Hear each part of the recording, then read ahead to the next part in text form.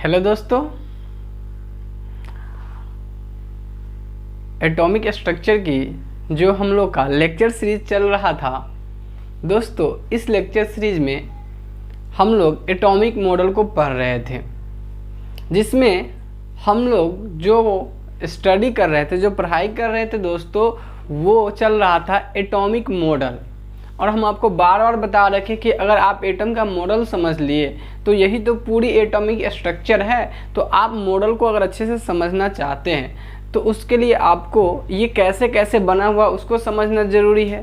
तो अलग अलग मॉडल समय समय पे आते गया और हम लोग उस मॉडल को देखते गए, जिसमें आपको अगर याद होगा तो हम लोग सबसे पहले डिस्कस किए थे जे थॉमसन मॉडल को, और हम लोग उसके बाद डिस्कस किए थे रदरफोर्ड मॉडल को।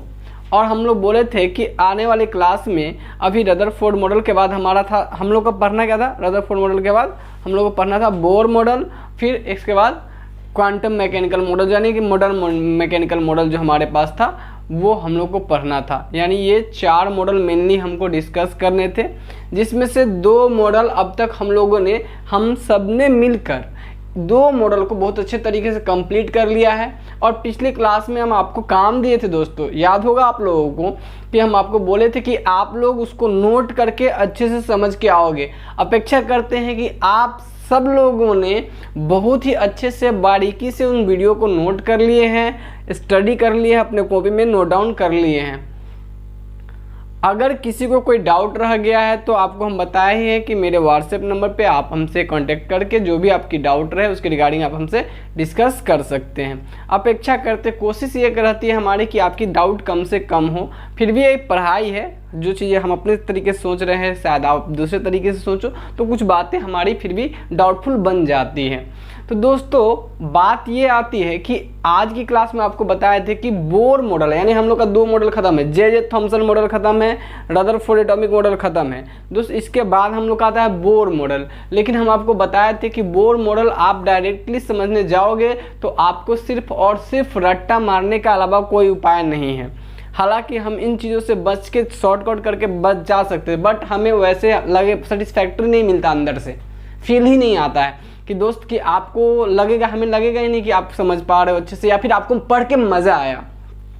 सो डैट हम लोग क्या करेंगे कि बोर मॉडल पढ़ने के लिए जो ज़रूरी चीज़ें हैं, यानी अभी 2 मॉडल ख़त्म कर चुके हैं सारी चीज़ें। वो आपको याद होगा कि हम लोग जो रदरफोर्ड मॉडल था उस मॉडल में क्या क्या देख लिए थे, आपको याद था क्या क्या देखे थे, ज़रा सा बताओ तो दोस्त। देखे थे कि आखिर इसका एक्सपेरिमेंट का सेटअप कैसा था, है ना, उस सेटअप में क्या क्या हुआ था, और बोर मॉडल के बारे में, रदरफोर्ड के बारे में कुछ बेसिक जानकारी लिए थे। उसके बाद हम लोग देखते एक्सपेरिमेंट का, फिर हम लोग देखे थे ऑब्जर्वेशन के बाद क्या देखे थे, उसका कंक्लूजन देखे थे, कंक्लूजन के बाद फिर मॉडल क्या दिए थे उसके बारे में देखे थे, और फिर उसके बाद उसका ड्रॉबैक को देखे थे कि उसमें गलतियाँ क्या थी। इन सारी बातों को आपको बहुत अच्छे तरीके से हम समझा रखे थे।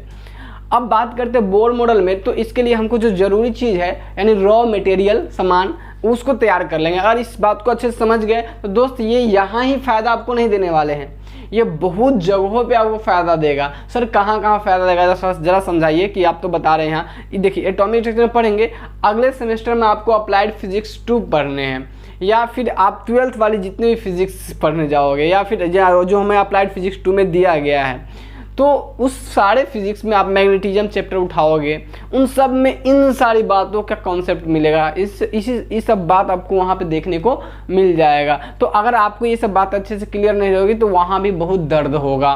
तो इस दर्द का निवारण क्या है सर, तो इस बात को भी आप अच्छे से समझिए, और सीखने के लिए आप थोड़ा देर अब कंसंट्रेट हो जाइए। अब क्या कीजिए, आप अपना कॉपी निकाल लीजिए, पेन निकाल लीजिए, और हमारे साथ जुड़ जाइए, और साइड वाइड का जो भी जंतर मंतर सबको साइड कर दीजिए, सबको बोल दीजिए भाई अब हम पढ़ने जा रहे हैं, आराम से बैठ के पढ़ाई शुरू कीजिए।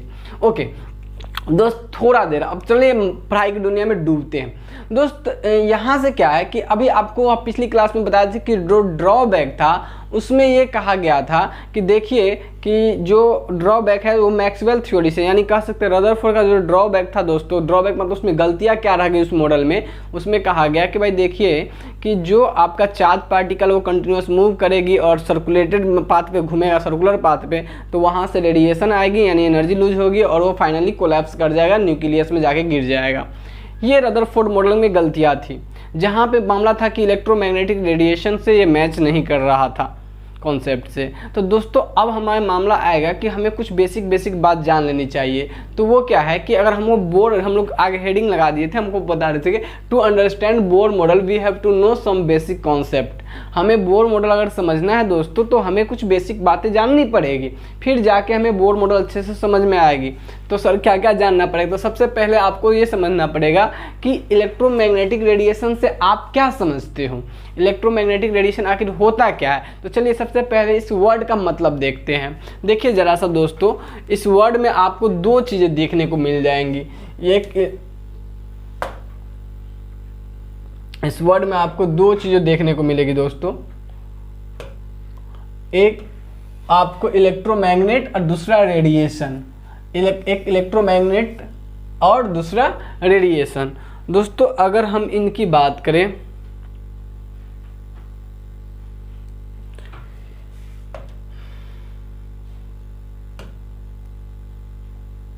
ओके दो बातें हमको देखने, इलेक्ट्रोमैग्नेटिक रेडिएशन में दोस्तों हमको दो बातें देखने को मिल रही थी। एक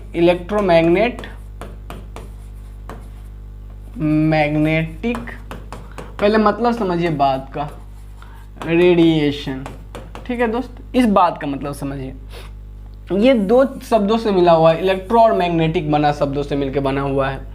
अब आपको ये समझना है दोस्तों कि दो बात यहाँ से आएगा। देखिए इलेक्ट्रो से हमारा परसेप्शन यहाँ है कि इलेक्ट्रिक फील्ड से रिलेटेड, और मैग्नेट से रिलेटेड है मैग्नेटिक फील्ड से रिलेटेड। दोस्तों ध्यान सुनिएगा, इलेक्ट्रो से हम रिलेट कर रहे हैं इलेक्ट्रिक फील्ड को डिनोट करने के लिए यूज कर रहे हैं, या मैग्नेट से हम मैग्नेटिक फील्ड के लिए यूज कर रहे हैं। क्योंकि हमको पता है दोस्तों कि कहीं भी अगर मैग्नेट, चुंबक अगर रखा हुआ है, दोस्तों हम सब जानते हैं कि कहीं अगर चुंबक रखा हुआ है तो हम सबको पता है दोस्तों कि चुंबक का नॉर्थ पोल होता है और साउथ पोल होता है, और इसमें हमारा इस तरीके से इसके चारों तरफ एक फील्ड होती है, जिस फील्ड को हम लोग बोलते हैं क्या चीज़, मैग्नेटिक फील्ड, यानी दोस्तों चुंबकीय क्षेत्र बोलते हैं। क्या बात जानते हैं हम लोग बहुत अच्छे तरीके से। अच्छा दोस्त, ये कोई भारी भरकम चीज़ नहीं है, ये चीज़ें जो है ना हम मामला समझाते हैं। अब मान लीजिए चुंबक है,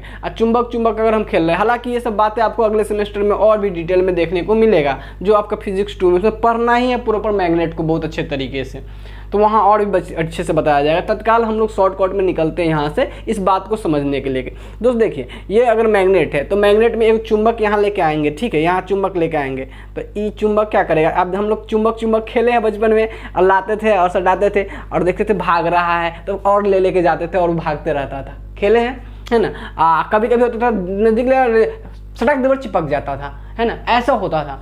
लेकिन कभी कभी आप देखिएगा जब इस तरह से जब चिपक जाता था, और अब यही बात बताइए, तो इसमें आप देखिएगा बहुत दूर रखते थे तो तनका खींचता था, और दूर ले जाता था तो खींच भी नहीं करता था, और मान ली दिल्ली फेंक दिए उस चुंबक क्या वो यहाँ रख दिए, कुछ नहीं होना है, ऐसा होता है। तो मतलब क्या है दोस्तों कि इस चुंबक जगह यहाँ रखा हुआ है तो इसके चारों तरफ एक क्षेत्र होता है। क्या होता है, एक क्षेत्र, रीजन, एक रीजन होता है, एक रीजन होता है। जिस रीजन में अगर कोई चुंबक आएगा तो उस रीजन में इस चुंबक का क्या है, इस चुंबक का अपना प्रभाव है। तो कहेंगे भाई इसका एरिया है, इस चुंबक का फील्ड है ये, तो उसको बोलेंगे इसका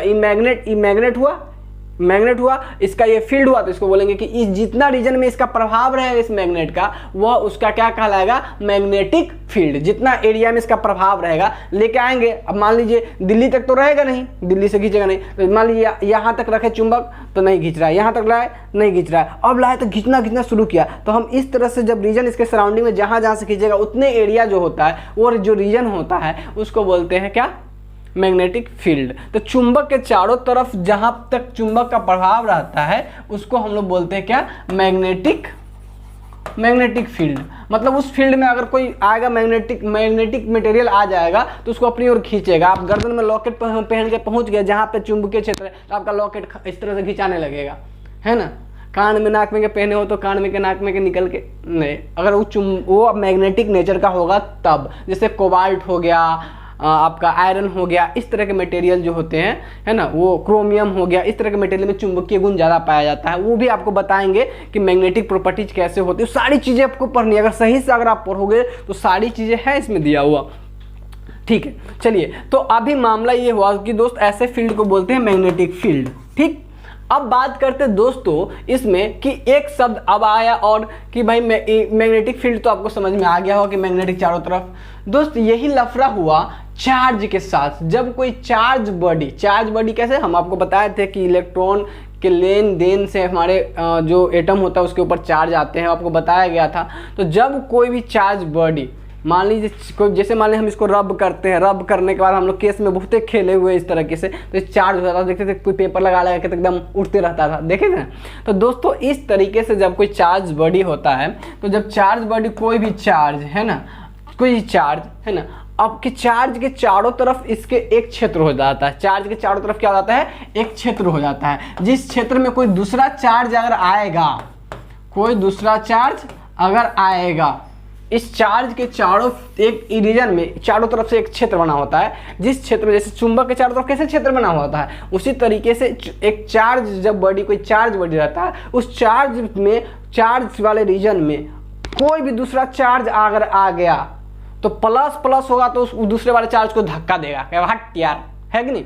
अब माइनस वाला जा गया, आओ आओ आओ आओ, है ना, बुलाएगा अपनी तरफ, मतलब अट्रैक्ट करेगा। ये बात हम लोग जानते हैं बचपन से, बहुत दिनों से सुने, प्लस प्लस रिपल्सन करेगा, प्लस माइनस अट्रैक्शन करेगा, माइनस माइनस रिपल्सन करेगा, ये बात हम जानते हैं। तो देखिए, जितने क्षेत्र में चार्ज के जितने क्षेत्र में मतलब प्रभाव रहेगा किसी चार्ज का, वह चार्ज का वो उसका जो क्षेत्र होता है, उस चार्ज का क्या कहलाता है, इलेक्ट्रिक फील्ड कहलाता है। बात समझ में आ गया। इलेक्ट्रिक फील्ड का मतलब समझ में आया कि चार्ज के चारों तरफ जो रीजन बनता है, जिस रीजन में उसका प्रभाव रहता है, इफेक्ट रहता है, तो उस क्षेत्र को हम लोग कहते हैं कि वहाँ पे इलेक्ट्रिक फील्ड हुआ। चार्ज के कारण जो फील्ड बनेगा, यानी जो रीजन बनेगा जिसमें कोई दूसरा चार्ज जाएगा तो उस पर अट्रैक्ट करेगा, रिपेल करेगा चार्ज के कारण, तो उस फील्ड को हम लोग बोलेंगे कौन सा फील्ड, इलेक्ट्रिक फील्ड बोलते हैं। कौन सा फील्ड बोलते हैं दोस्तों, इलेक्ट्रिक फील्ड। अभी देखिए, इसके डिटेल में हमें भी जाने की जरूरत नहीं, जो हम डिटेल में पढ़ाएंगे, जब जिस समय डिटेल में आपको बताया जाएगा जो चैप्टर में, उसमें आपको और बहुत मजा आएंगे, है ना, उसमें पूरी कहानी लेके आएंगे। लेकिन इसमें क्या है अभी कि अभी हम लोग को बस सिर्फ नॉर्मल समझना था कि इलेक्ट्रिक फील्ड से क्या मतलब है, मैग्नेटिक फील्ड से क्या मतलब है। अब आपको इलेक्ट्रोमैग्नेटिक का मतलब समझ में आ गया होगा, मतलब वैसा इलेक्ट्रोमैग्नेटिक मतलब समझ में आ गया, electric field as well as magnetic field, मतलब दोनों। इलेक्ट्रोमैग्नेट मतलब समझ में आ गया हम लोगों को, इलेक्ट्रिक फील्ड और as well as magnetic field, मतलब दोनों जो यहाँ पे हो जाए। इलेक्ट्रोमैग्नेट मतलब वैसा, इलेक्ट्रोमैग्नेटिक मतलब हो गया electric field as well as magnetic field, दोनों। रेडिएशन, अब दोस्त रेडिएशन वर्ड को मतलब समझिए, रेडिएशन का मतलब समझिए। रेडिएशन का मतलब ये होता है, रेडिएशन का मतलब ये होता है कि हिंदी में हम लोग को याद होगा विकिरण, है ना, मतलब किरण को निकालना। जब रे निकलती है, रे समझ रहे, जैसे लाइट से आप देखते हो तो हम कहते हैं रे आ रहा है, हालांकि रे हम लोग नाम दे दिए उस बात को समझने के। लाइट हमारा रे के रूप में थोड़ी ना आता है, वो तो हम लोग अपने जो कॉन्सेप्ट है, अब कैसे बताएंगे कि क्या आ रहा है, ये आ रहा है, लाइट आ रहा है। अब तो उसको बात को समझने के लिए हमारे पास कुछ आइडिया होना चाहिए ना, किसी तरीके से हम बात को समझाए। तो हम लोग कहते हैं कि लाइट हमारे पास, ऐसे हम देखते भी तो हम लोग को दिखता है पतला पतला रे के रूप में आ रहा है, जैसे आँख कैसे करके देखिएगा ना, लगेगा पतला पतला रे के रूप में। तो हम लोग क्या कॉन्सेप्टलाइज कर लिए इस बात को समझने के लिए कि भाई ये रे के रूप में आ रहा है। तो रे, जब कोई भी लाइट हमारे पास कोई भी चीजें आती है रे के फॉर्म में, तो हम लोग उसको कहते हैं विकिरण। जब किरण के रूप में हमारे पास वो आना शुरू होता है तो हम कहते हैं वो विकिरित होके आ रही है, विकिरण, रेडिएट होके आ रही है। हालांकि आपको बताए हुए हैं कि रेडिएशन में कोई मीडियम की जरूरत नहीं पड़ती है। हालांकि आप यहाँ पे नहीं देखे हुए, आप पढ़े होइएगा कि 3 तरह से कोई भी मटेरियल एक जगह से, कोई भी चीज़ एक जगह से दूसरे जगह जाता है। हमारे पास देखे थे तो एक वो था कंडक्शन, हीट के बारे में बताए थे, हीट के बारे में, वैसे कि जो हीट है वो 3 तरीके से जाता है, एक कंडक्शन के थ्रू, दूसरा कन्वेक्शन के थ्रू, तीसरा रेडिएशन के थ्रू, है ना। हम लोग पढ़े थे संवहन, संचरण और विकिरण, ये 3 चीजें पढ़े थे हिंदी में, ठीक है। इसकी चर्चा आएगी एक चैप्टर फिजिक्स में मिलेगा, वहाँ पे हम बहुत बढ़िया से करेंगे। तो कुल मिला के ये हुआ कि जो लाइट का किरण आप देख रहे हैं जो आ रही है, या फिर कहीं पे आग जल रहा है तो आप देखते हैं कि आपके पास कुछ हीट आ रही होती है, तो वो सब रेडिएट होती रहती है, रेडिएशन के थ्रू आती है। कैसे आती है? रेडिएशन के थ्रू आती है। बात समझ में आ रही? तो अब हम कहें कि ऐसा चीज, ऐसा किरण जो आ रही हो और वो इलेक्ट्रोमैग्नेटिक नेचर को फुलफिल कर रहा हो, मतलब वैसा किरण, इलेक्ट्रोमैग्नेटिक रेडिएशन, ऐसा रेडिएशन जिसमें किरण निकले और इलेक्ट्रिक और मैग्नेटिक फील्ड बनाते हुए निकले। कितना मजेदार रहा। देखिए, रेडिएशन मतलब किरण निकले, किरण रेडिएट होता है, निकल के आएगी तो हम उसको रेडिएशन बोलेंगे, और उस रेडिएशन में क्या होना चाहिए? इलेक्ट्रिक फील्ड और मैग्नेटिक फील्ड बनना चाहिए। तो ऐसे रेडिएशन को दोस्तों हम लोग कहते हैं इलेक्ट्रोमैग्नेटिक रेडिएशन। अब कुल मिलाकर सर आप ये कहना चाह रहे हैं कि कोई भी ऐसा रेडिएशन जहां पे वो अगर निकले तो अपने आसपास इलेक्ट्रिक फील्ड भी बना ले और मैग्नेटिक फील्ड भी बना ले, तो हम कहेंगे सर उसको इलेक्ट्रोमैग्नेटिक रेडिएशन हो रहा है। हाँ, हम लोग बोलेंगे क्या कि वह इलेक्ट्रोमैग्नेटिक रेडिएशन है, मतलब उसके आसपास। तो इसका मतलब ये हुआ सर कि हम उस वाले फील्ड में चुंबक ले जाएंगे तो उसका प्रभाव उस पर दिखेगा, चुंबक से वो चुंबक हमारा अट्रैक्ट होते हुए दिखेगा। अच्छा हाँ, चार्ज ले जाएंगे तो चार्ज पे भी प्रभाव दिखेगा उस रीजन में। हाँ, तो ऐसे बात हो जाएगी कि वो किरण अगर कहीं आ रहा है तो वहां पे आपको इलेक्ट्रोमैग्नेटिक रेडिएशन देखने को मिलेगा, जहां पे इलेक्ट्रिक फील्ड और मैग्नेटिक फील्ड बनाते हुए दिखेगा। अच्छा, उसका प्रभाव कितना रहेगा उसके स्ट्रेंथ पे डिपेंड करता है, वो आगे चल के बात करेंगे। चलिए, तो कुल मिला के ये आपको समझ में आ गया इलेक्ट्रोमैग्नेटिक रेडिएशन से क्या समझते हैं कि वैसा रेडिएशन जिसमें इलेक्ट्रिक और मैग्नेटिक फील्ड बने, ऐसे रेडिएशन को हम लोग बोलते हैं इलेक्ट्रोमैग्नेटिक रेडिएशन। तो आइए, तो अब इसका मतलब क्या हुआ आप बताइए कि जो आपके पास, आपके सर ये जो इलेक्ट्रोमैग्नेटिक रेडिएशन है सर ज़रा इसके बारे में बताइए। तो आप देखे हो जो लाइट आपके पास मिलती है, जो लाइट आप देखते हो, जो लाइट आती है दोस्तों, ये जो लाइट आती है, ठीक है, ये लाइट, या फिर आप देखोगे कि जब गर्म हीट होता है तो वहां से जो लाइट आती है, हीट भी होती है, हीट भी रेडिएट होकर आती है ना, ये सारे आपकी एक तरह की इलेक्ट्रोमैग्नेटिक रेडिएशन है। आगे चल के आपको बताएंगे कि इसमें कौन कौन सा रे आते हैं, सब के बारे में डिस्कस करेंगे। हालांकि ये इंटर में वो अलग से चैप्टर ही है, इलेक्ट्रोमैग्नेटिक वेव्स करके, ठीक है दोस्तों। आप लाइट के बारे में क्या बोलते हो? फॉर्म ऑफ एनर्जी, है ना, फॉर्म ऑफ एनर्जी। अच्छा दोस्तों, इलेक्ट्रोमैग्नेटिक रेडिएशन को सबसे पहले जो इसके बारे में बोला था वो हेनरी हर्ट्ज थे। कौन थे? हेनरी हर्ट्ज जो थे, उन्होंने सबसे पहले इलेक्ट्रोमैग्नेटिक रेडिएशन के बारे में बात किए थे। बाद में चल के मैक्सवेल इस पे बहुत सारा काम किए और अपनी थ्योरी दिए इसके रिगार्डिंग कि इलेक्ट्रिक फील्ड, जब कोई भी रे चलती है, इलेक्ट्रोमैग्नेटिक रेडिएशन वो होता है जो अपने चारों तरफ इलेक्ट्रिक और मैग्नेटिक फील्ड, अपने इलेक्ट्रिक फील्ड और मैग्नेटिक फील्ड बना, चारों तरफ नहीं बोलेंगे क्योंकि आगे बताएंगे कि फील्ड परपेंडिकुलर होता है, उसका अपना तरीका होता है। तो आगे चल के आपको बताएंगे कि जब इलेक्ट्रोमैग्नेटिक रेडिएशन जो होती है तो वो अपने आसपास इलेक्ट्रिक फील्ड और मैग्नेटिक फील्ड बनाते हुए चलती है। ये बाबा का थ्योरी आगे चल के आया कब, लेकिन सबसे पहले कौन बोले थे? हेनरी हर्ट्ज इसके बारे में बोले थे। ठीक, चलिए, तो अब इसको अगर हम लोग बोले तो हम कहेंगे लाइट के बारे में अब क्या कहना आपका होता है? Light is a form of energy, है ना। तो आइए कुछ गुण जान लेते हैं जो ये इलेक्ट्रोमैग्नेटिक रेडिएशन है ना। तो आपको ये बात समझ में आ गया कि वैसा रेडिएशन हो जिसमें इलेक्ट्रिक फील्ड और मैग्नेटिक फील्ड बनेगा। तो इसकी कुछ गुण है, कुछ खासियत है, जो प्रॉपर्टीज है इसकी, तो उसको अगर हम समझ लेंगे तो इस रे के बारे में बहुत सारी जानकारी हमारे पास रहेंगी। तो आइए कुछ जानकारी इसके बारे में ले लेते हैं। देखिए, सबसे पहले बात तो हम ये कहेंगे इलेक्ट्रोमैग्नेटिक रेडिएशन के बारे में कि भाई electromagnetic radiation is a kind of energy. यह एक एनर्जी होता है, जैसे light is a form of energy हमारा होता है, सेम ये रेडिएशन आ रहा है। जैसे आप देखिए, अब जब हम लोग कुछ जलाते हैं तो वहाँ से जो रेडिएशन आता है तो क्या होता है? फॉर्म ऑफ एनर्जी होता है वो रेडिएशन, है ना। तो इसी तरीके से ये क्या होता है, एक electromagnetic radiation is a kind of energy, एक प्रकार की क्या होती है? एनर्जी होती है। तो आप अपने कॉपी में हेडिंग लगा लें, what do you mean by electromagnetic radiation, और इसके बारे में पॉइंट बाय पॉइंट करके हम कुछ बातें नोट करेंगे जो उसके लेके जानकारी होगा। ऐसा नहीं कि आप परिभाषा ऐसे नहीं लिखेंगे पूरी लैंग्वेज में, अब उसके बारे में लिखिए। आपको परिभाषा की परिभाषा बता रखे हैं, जो चीज़ हम किसी चीज़ के बारे में जानते हैं वही उस चीज़ की परिभाषा होती है। तो अब इसके बारे में जो भी पॉइंट अच्छे होंगे, यानी जो इनके बारे में विशेष रूप से जानना हमें जरूरी होगा, वो सब इसकी परिभाषा ही है। ओके, पहला पॉइंट नोट कर लिया आप लोग, electromagnetic radiation is a kind of energy. Okay दोस्त, इसको नोट करने के बाद बढ़ते हैं आगे हम लोग।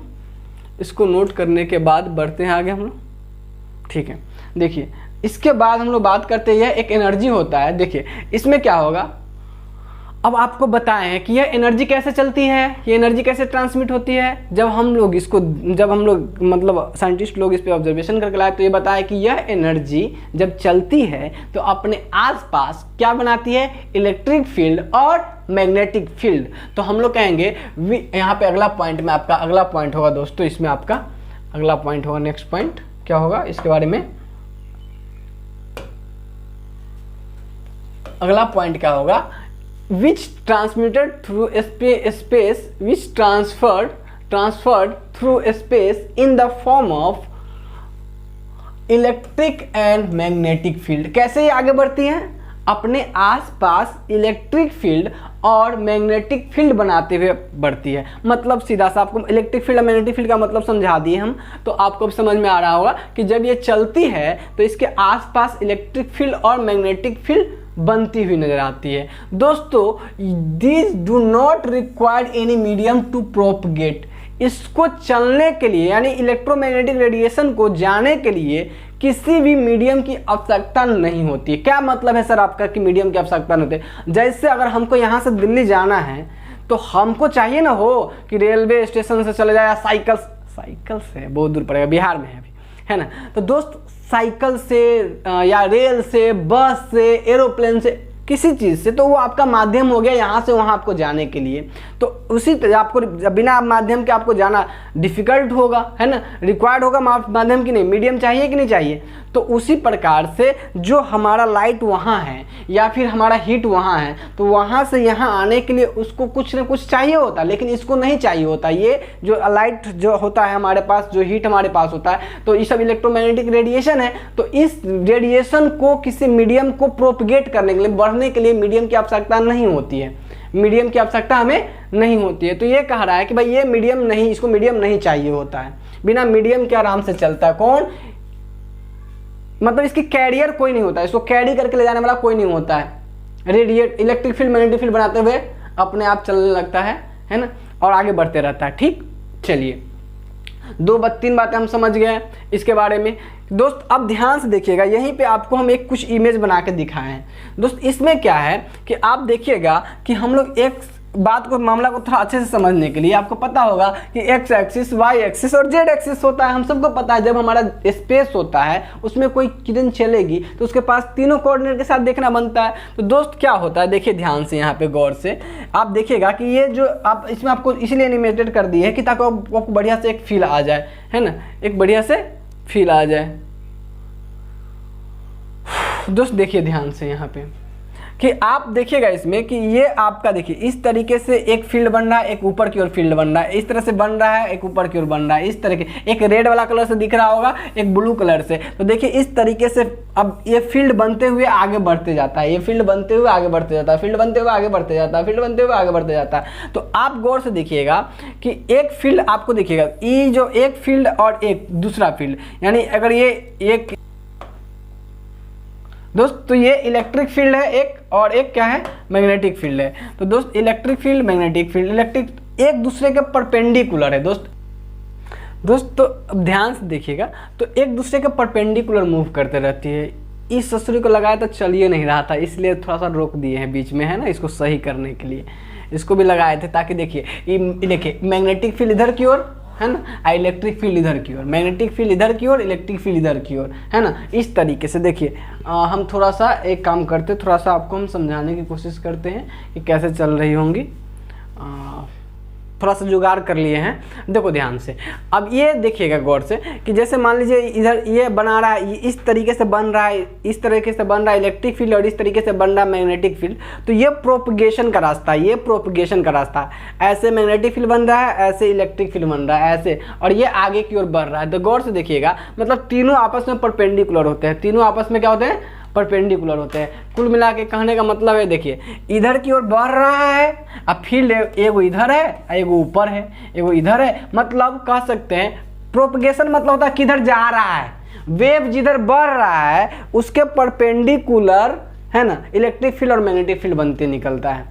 तो मतलब हम कह सकते हैं कि इलेक्ट्रिक फील्ड और मैग्नेटिक, आपके हम बताएं कि इलेक्ट्रिक फील्ड और मैग्नेटिक फील्ड बनता है जब इलेक्ट्रोमैग्नेटिक रेडिएशन होता है। तो अब मन में हम लोग को होगा ना हो कि किधर की ओर बनता है, तो ये जो जिधर जाता है, ये जो किरण जिधर आती रहती है उसके किधर रे जिधर आती है, इलेक्ट्रोमैग्नेटिक रेडिएशन जिधर आती है उसके परपेंडिकुलर, आपस में जिधर चलती है उसके परपेंडिकुलर इस तरीके से बढ़ती रहती है। ठीक है, इस तरीके से एक मैग्नेटिक फील्ड, इलेक्ट्रिक फील्ड और आगे बढ़ रहा है, मैग्नेटिक फील्ड, इलेक्ट्रिक फील्ड और आगे बढ़ रहा है। तो इस तरीके से प्रोपेगेट करती है, इलेक्ट्रिक फील्ड ऊपर, इस तरीके इधर मैग्नेटिक फील्ड, है ना। और ऐसे इधर भी इलेक्ट्रिक फील्ड बन सकता है, इधर मैग्नेटिक फील्ड बन सकता है, उसकी चिंता भी न करें, उसके बारे में देखा जाएगा आगे। अभी तत्काल इतना समझ लिए हम लोग के लिए सफिशिएंट है। तो ये आपको समझ में आ गया होगा दोस्तों। अब बढ़ते हैं आगे इसमें, इसको अपने कॉपी में एक पॉइंट ये हो गया आपका और एक पॉइंट ये हो गया, this do not require any medium to propagate. Okay, चलिए नेक्स्ट बात करते दोस्तों। इसके अलावा अब हमारे पास क्या है कि ये चीज़ें हम देख लिए, अब आपको समझ में भी आ गया होगा। अब बढ़ते थोड़ा सा आगे दोस्तों। अब देखिए हम लोग क्या देखते हैं कि यहाँ पे सब पॉइंट देना छूट गया हुआ है दोस्तों। पॉइंट वाइज लिखिएगा आप लोग, point wise.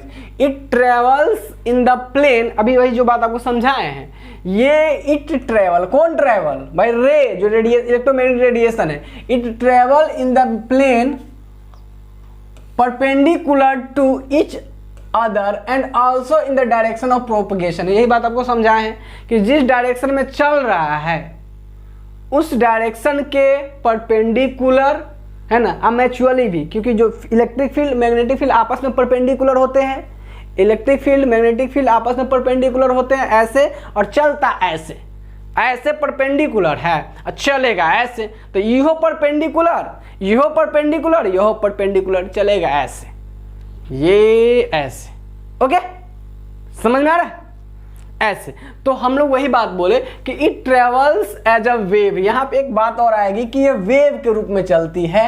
It travels as a wave in the planes perpendicular to each other, wave बनाते हुए परपेंडिकुलर, जो हमारा प्लेन है उस परपेंडिकुलर उसके ट्रेवल करती रहती है।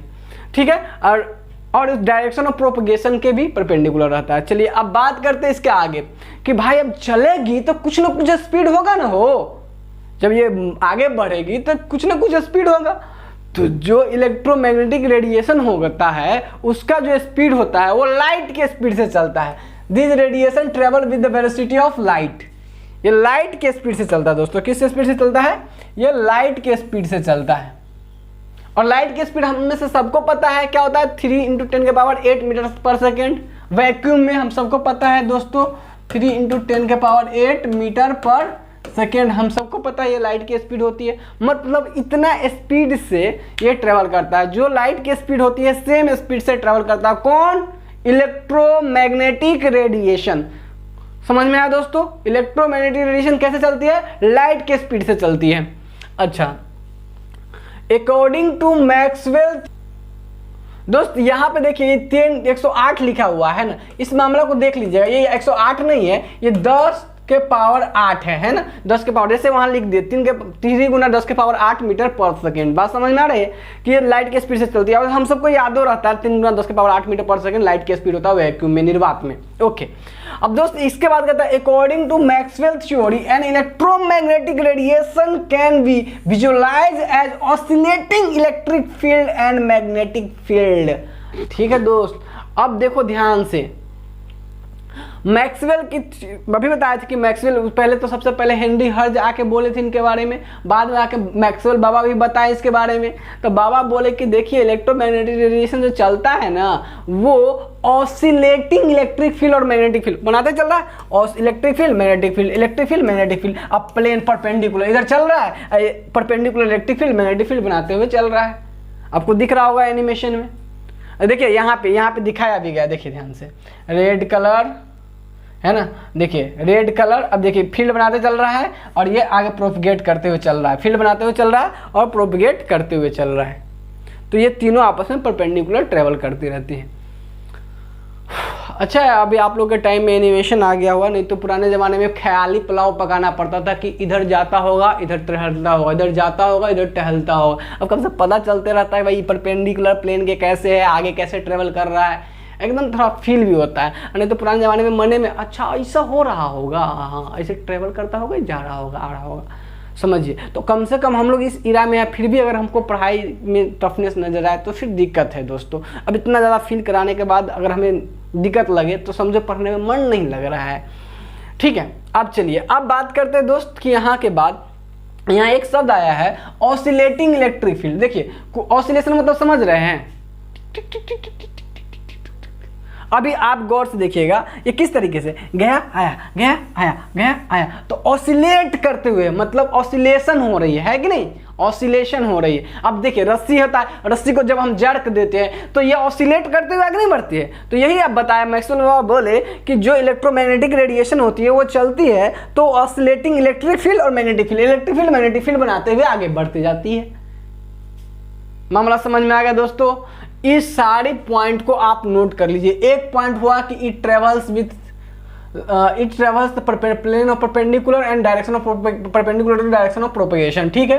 दूसरा this radiation travel with the light of speed, ये दूसरा पॉइंट नोट करेंगे, ये इसके बाद वाला पॉइंट नोट करेंगे, और तीसरा ये वाला पॉइंट नोट करेंगे इसके बारे में। ऑल्दो आपको सारी बातें क्लियर हो गई होंगी, इसमें समझ में आ गया होगा कि भाई इलेक्ट्रोमैग्नेटिक रेडिएशन के बारे में, है ना। एक फॉर्म ऑफ एनर्जी होता है जो लाइट ऑफ स्पीड से ट्रेवल करती है तो इलेक्ट्रिक फील्ड और मैग्नेटिक फील्ड बनाते चलती है। इलेक्ट्रिक फील्ड, मैग्नेटिक फील्ड और प्रोपगेशन तीनों म्यूचुअली परपेंडिकुलर होता है। बाबा का थ्योरी कहती है, मैक्सवेल बाबा की थ्योरी कहती है उसके अनुसार से कि जब कोई इलेक्ट्रोमैग्नेटिक फील्ड ट्रेवल करती है तो ऑसिलेटिंग इलेक्ट्रिक फील्ड और मैग्नेटिक फील्ड बनाते हुए चलती है। याद हो गया, बढ़े आगे चलिए। तो दोस्तों ये था इलेक्ट्रोमैग्नेटिक यानी इलेक्ट्रोमैग्नेटिक रेडिएशन के बारे में हमारे पास जो डिटेल थी वो सारी। अब बात आती है कि सर कुछ एग्जाम्पल देते तो अच्छा रहता कि इलेक्ट्रोमैग्नेटिक रेडिएशन कहाँ कहाँ देखने को मिलता है दोस्तों। तो दोस्तों ये जो रेडिएशन है, जो रेडिएशन जो किरण आपको देखने को मिलेगा, जो वेव के रूप में देखने को मिलेगा, आगे अभी आपको वेव भी समझाएंगे, क्योंकि ये जो रेडिएशन है इसको हम आगे चल के बताएंगे कि ड्यूअल नेचर लेते हैं तो आगे सब समझाएंगे। तो अभी तत्काल ये देख लेते हैं कि एग्जाम्पल क्या है इसका। दोस्त अब बात करते हैं एग्जाम्पल की। एग्जाम्पल के लिए आपको दिखेगा जो हम लोग के पास सन से जो लाइट आ रही है, जो आपको देख लो, जो हमारा जो विजिबल लाइट है, जो भी लाइट हम देख पाते हैं, जो भी लाइट हम देख पाते हैं, चाहे वो शादी में का डिस्को लाइट हो, है ना, चाहे कोई भी लाइट, डिस्को लाइट हो गया, छोटा वाला लाइट, बड़ा वाला लाइट, ट्यूब लाइट, जो भी लाइट है, सारी लाइट या सन लाइट है, जिससे भी रेडिएशन हम देख पाते हैं वो सब विजिबल लाइट के अंतर्गत आते हैं। और ये सब एक हमारा विजिबल रे है ना, ये सब विजिबल रेडिएशन है। ऐसा रेडिएशन जो हमारी आंख से दिखाई पड़े उसको बोलते हैं विजिबल रेडिएशन। मतलब क्या है कि देखिए हम सब जानते हैं कि साउंड बहुत हो रहा है, लेकिन हमारे कान को कौन साउंड सुनाई देता है? हम सबको पता है कि 20 से 20,000 हर्ट्ज के बीच ही हमारे कान सुन सकता है। बात समझ में आ रही है? हम सबको पता है, नहीं जानते तो जान लीजिए कि फ्रीक्वेंसी जो साउंड की, जो सुनने की हमारे कान की जो क्षमता होती है, जो हमारा सिस्टम बना हुआ है, ये सिस्टम की अपना एक लिमिटेशन है, बाउंड्री है कि क्या कर सकता है। तो 20 से 20,000 हर्ट्ज के बीच के साउंड को सुन सकता है, उससे कम वाला को भी नहीं सुन सकता, उससे ज़्यादा वाला को भी नहीं सुन सकता है। तो इसका मतलब ये है कि इतने के बीच ये सुन सकता है, इसका फॉर्मूला वही है ना। तो इसका मतलब ये हुआ दोस्तों, उसी तरीके से जो हमारा आँख है उसकी भाई अपनी लिमिटेशन है कि वो जो विजिबल रे जो लाइट होती है, आगे चलकर बीच पे बहुत चर्चा करने वाले, उसी लाइट को देख सकती है विजिबल रे के। और इस बारे आगे बहुत डिस्कस किया हुआ है इन सब चीज़ों का, तो आगे चल के देखेंगे।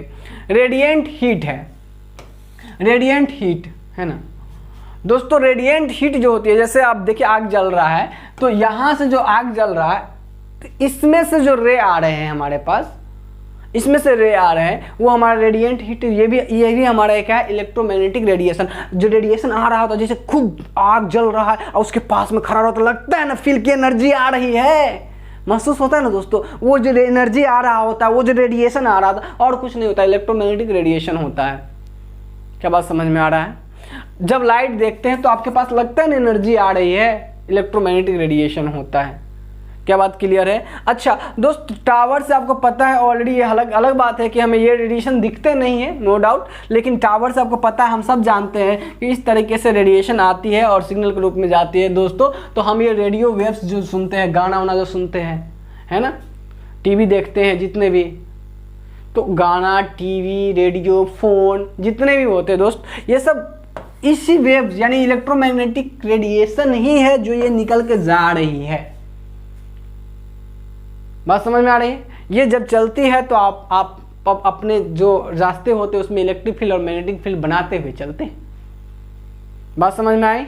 अच्छा दोस्त, ये था आपका कुछ एग्जाम्पल्स, हालांकि इसके बारे में और भी अच्छे से हम बातें करेंगे एग्जाम्पल्स पे, है ना। जितने भी इलेक्ट्रोमैग्नेटिक वेव्स हैं उसकी चर्चा हम करेंगे आपसे और भी आगे, है ना, सबके बारे में।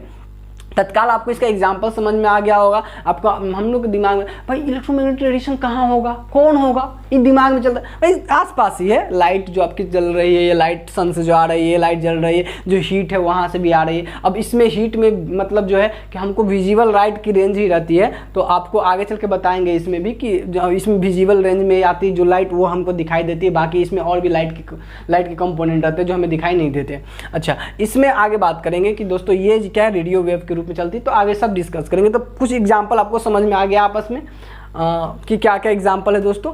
अब बढ़ते हैं आगे, इससे नेक्स्ट में कुछ और भी एग्जाम्पल हम आपके लिए रखे, जैसे एक्सरे वाला मामला जो होगा वो हम देखे हुए हैं। जैसे एक्सरे हो गया, देखिए ध्यान से, एक्सरे हुआ, एक्सरे जो हम लोग का होता है एक्सरे, है ना, तो एक्सरे जो होता है तो वो भी हालांकि एटॉमिक लेवल फेनोमेना होता है। एक्सरे निकालने का लेके जो हमारा जो फेनोमेना होता है, जो एक्सरे जो निकल के आता है वो एटॉमिक लेवल फेनोमेना होता है, ठीक है। तो एक्सरे यहाँ एटॉमिक लेवल फिनोमेना होता है, एक्सरे निकलता है और ये अचानक एक एक्सपेरिमेंट में, है ना, निकल के आया था, इसलिए इसका नाम एक्सरे रख दिया गया था। हालांकि एक्सरे गन्स भी आती है जहां हम एक्सरे से एक्सपेरिमेंट करके अपना, जैसे हड्डी टूट गया है, बॉडी टूट गया, जो भी हमारा जो फ्रैक्चर होता है यानी बॉडी के अंदर इंटरनल स्ट्रक्चर देखने उठने के लेके काम करते हैं, तो उसमें यूज करते हैं। तो जो हमारा एक्सरे है दोस्तों वो भी एक तरीके का कैसा है, इलेक्ट्रोमैग्नेटिक रेडिएशन ही है। बात समझ में आ रहा है? ये क्या है, एक इलेक्ट्रोमैग्नेटिक रेडिएशन। दोस्त इसके बाद आगे चलेंगे तो देखेंगे कि हम आपको बताए थे पिछले क्लास में अल्फा बीटा गामा रे निकलता है। जब आपको अल्फा स्कैटरिंग एक्सपेरिमेंट पढ़ाए थे तो उसमें बताए थे कि अल्फा बीटा गामा न्यूक्लियस में से निकलता है, तो अल्फा बीटा गामा रे निकलता है, तो आपको बताए थे। तो यही गामा रेडिएशन होता रहता है, आपको बताए थे। तो ये भी गामा जो रेडिएशन है वो भी एक तरीके का कैसा है, इलेक्ट्रोमैग्नेटिक रेडिएशन ही है। अच्छा, इसकी पहचानने का तरीका सिंपल क्या है कि सर कैसे पहचानेंगे कि इलेक्ट्रोमैग्नेटिक रेडिएशन है कि नहीं है। तो दोस्तों अगर ये जो रे आ रही है इसको ले जाइए, है ना, और आप चार्ज रख दीजिए। क्या रख दीजिए? चार्ज रख दीजिए। अगर इस चार्ज में अगर ये डिविएट नहीं हुआ, चार्ज रख दीजिए, इसमें डिविएट नहीं हुआ मतलब, और यहाँ पे आप ये रख दीजिए, यहाँ पे आप रख दीजिए चुंबक, है ना, और चुंबक में भी लगा दिए, तो यहाँ पे मैग्नेटिक फील्ड लगा दिए तो मैग्नेट का भी प्रभाव नहीं दिखा, इलेक्ट्रिक फील्ड लगा दिए, इलेक्ट्रिक फील्ड का भी प्रभाव नहीं दिखा, इस पे ये रे चलते चला गया, इसमें किसी का प्रभाव नहीं दिख रहा है। तो इसका मतलब ये हुआ कि इलेक्ट्रोमैग्नेटिक रेडिएशन होगा तभी उसमें इलेक्ट्रिक फील्ड और मैग्नेटिक फील्ड का कोई प्रभाव नहीं दिखता है। वो जा रहा है रास्ते में, इलेक्ट्रिक फील्ड लगा दो, मैग्नेटिक फील्ड लगा दो, भाई हम आंख मूंद के आगे जाएंगे। ऐसा होता है इलेक्ट्रोमैग्नेटिक रेडिएशन, मतलब वो चलते ही जाएगा। बात समझ में आया? तो इलेक्ट्रोमैग्नेटिक रेडिएशन के बारे में हमें ऑल द बहुत सारी जानकारी मिल गई और हम लोग इसके एग्जाम्पल भी देख लिए। आप अपने कॉपी में नोट डाउन कर लोगे इसका एग्जाम्पल, जो इससे पहले हम लोग नोट डाउन किए थे, कौन कौन, कुछ विजिबल लाइट। हालांकि आगे और भी इस पर हमारी डिस्कशन होंगी। दोस्तों अब इसमें एक शब्द आया है कि इलेक्ट्रोमैग्नेटिक रेडिएशन वेव के रूप में चलती है। अब ये वेव है, अब ध्यान सुनिएगा, अब आगे चल के बात करेंगे तो थोड़ा सा हमको वेव को भी समझना पड़ेगा, क्योंकि इसी सब बात को वेव के रूप में अब आगे चल के पढ़ेंगे कि मैटर का दो नेचर होता है, ड्यूअल नेचर ऑफ मैटर, एक होगा पार्टिकल नेचर, एक वेव नेचर। तो ये सब जब मामला आएगा तो इस बात को अगर हमें समझना है दोस्तों, तो इन बात को समझने के लिए हमको थोड़ा सा पार्टिकल के बारे में तो हम जानते हैं कि ये पार्टिकल एक, ये पार्टिकल एक, ये पार्टिकल एक, गेंद पार्टिकल, जितना भी पार्टिकल के बारे में हम पढ़ते हैं। लेकिन वेव के बारे में भी हम लोग पढ़े थे, तरंग हम लोग पढ़े 9th क्लास में वेव के बारे में।